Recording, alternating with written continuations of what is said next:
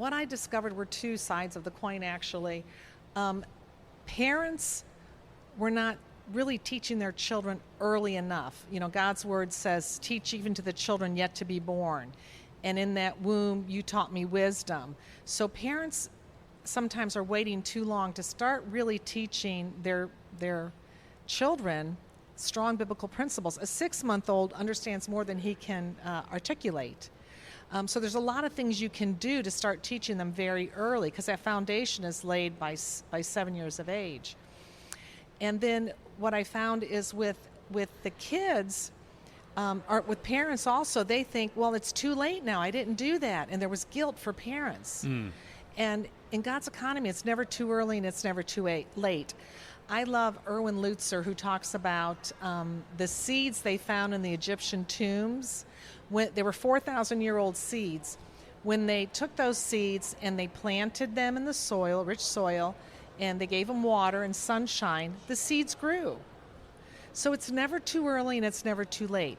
But if you want to make your teenage years easier with your kids, and if you want them to be equipped to go out there and fight this anti-Christian, humanistic, secular world that is just growing increasingly anti-Christian, you've got to start early to work on planting those seeds from the womb to age 3, and then from 4 to 7 you prepare the soil. From the womb to age 3, and then you can plant seeds into rich soil from 4 to 7 that grow deep roots, and then you build upon that foundation, and it can be done.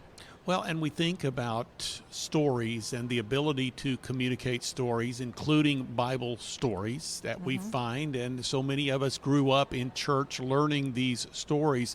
It does seem to me that there has to be a connection between these wonderful stories and really helping children to understand the principles. In other words, being discipled and learning more about the significance of this content. Does that make sense? Yes. But I think it really starts.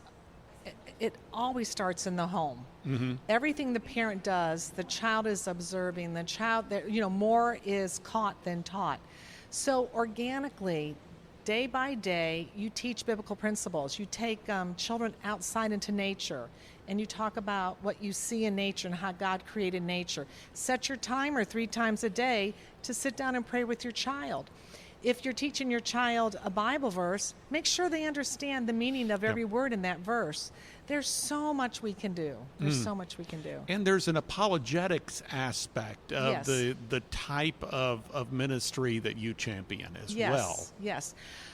Kids need to learn early what they believe and why they believe it. And it has to be a heart transformation. And that's where apologetics can come in well. When you sit down and you tell your children early, there are 2 worldviews. There's only 2 worldviews. There's man's worldview with all the other religions, and there's God's worldview.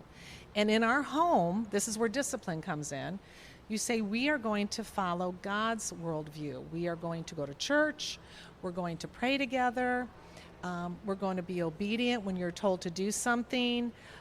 If you don't do it, there's going to be consequences. Because a lot of parents think that children have rights. They really don't have rights. They have privileges. And when a child learns early that if you don't pick up your shoes like mom told you, there's going to be a consequence. You're going to lose your privilege to go outside and play. But you have to do this early. This is why it's so important. Then this becomes their life. And this is what they know. And then you build upon that.